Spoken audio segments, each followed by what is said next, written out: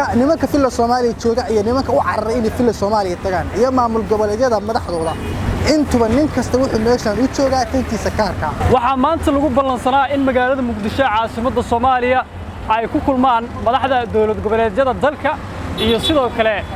dawladda federaalka ee Soomaaliya iyo maamulka gobolka Banaadir oo kulankaas qayb ka ahaa maanta oo Khamiis ah ayaana kulankaas lagu ballansanaa oo Maxamed Cabdullaahi Farmaajo madaxweynaha waqti xilaayntiisa ay dhamaatay oo markaas ku baaqay waxaana markaas shacabka magaalada Muqdisho caasimadda Soomaaliya oo arintaasi ka hadlay ay sheegeen in madaxda dawladda federaalka ee Soomaaliya iyo maamul goboleedyaduba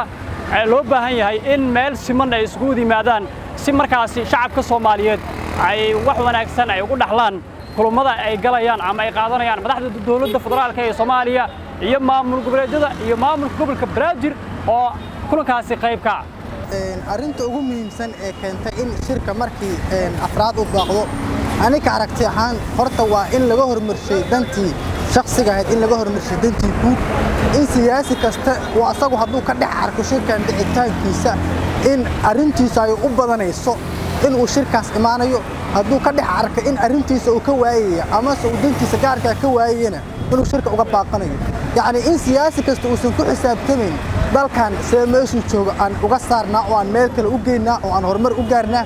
ee uu leeyahay see adigu kursiga ku sii joogtaa ama kursiga ugu soo laabataa ama kursi aad haysan u heshaa marka nimanka filla Soomaaliya jooga iyo nimanka u cararay in filla Soomaaliya tagaan iyo maamul goboleedyada madaxdooda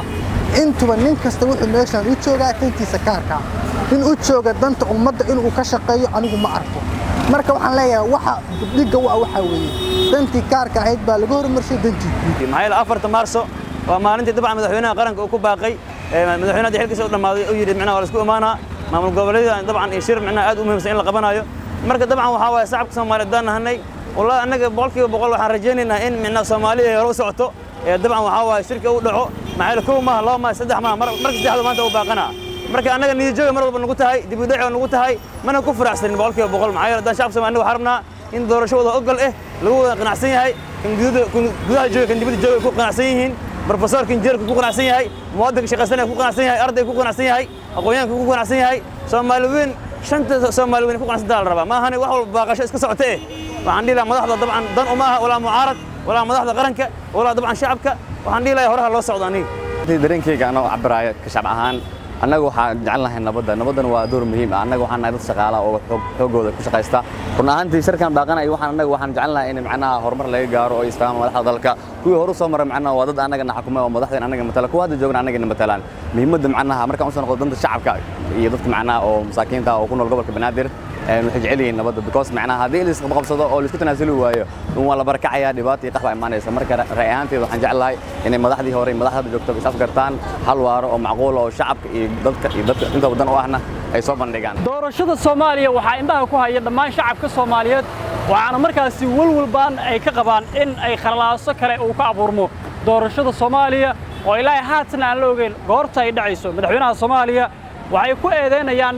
mucaaradka ama xubnaha ugu sareeya mucaaradka inuu yahay shakhsi isku dhajinayo kursiga aanan doonayn in markaasi talo wadaag uu ka dhigo doorashada Soomaaliya iyagana ay qayb ka noqdaan